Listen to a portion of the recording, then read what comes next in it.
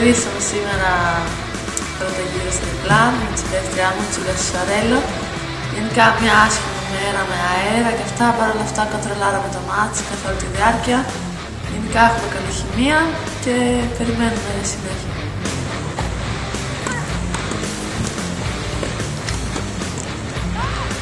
Πρώτη φορά που έπαιζα με την Rosalie Vanderhoek, είχαμε μια πάρα πολύ καλή χημεία. Παίξαμε πολύ καλά στο πρώτο σετ.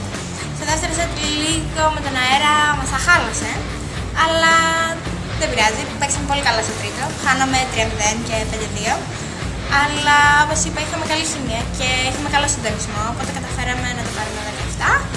Και εντάξει, για πρώτη φορά που παίξαμε ήταν αρκετά καλό, πιστεύω. Τις προηγούμενες 2 μέρες ο αέρας πήγαινε προς μια κατεύθυνση, σήμερα αλλάζει κατευθύνσεις και είναι πάρα πολύ δύσκολο να προσαρμοστεί κανείς. Ευελπιστώ σε ό,τι καλύτερο, δεν θέλω να πω γύρω, φάση κτλ. Ευελπιστώ να παίξω το ίδιο καλά που έπαιξα τα πραγματικά. Πολύ μέτρια μέρα. Δεν ξέρω αν μπορεί να παίξει κανείς με τόσο αέρα. Στα μονά δεν τα κατάφερα. Είχα ευκαιρίες, τις οποίες δεν τις εκμεταλλεύτηκα δυστυχώς. Στα διπλά ευτυχώς μόλις κερδίσαμε τρίτο σετ στο super tie break. Δεν έπαιξα το καλύτερο τένις που μπορούσα να παίξω και νευρίασα γι' αυτό.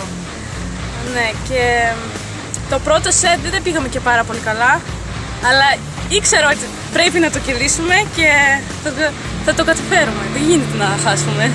Και κερδίσαμε.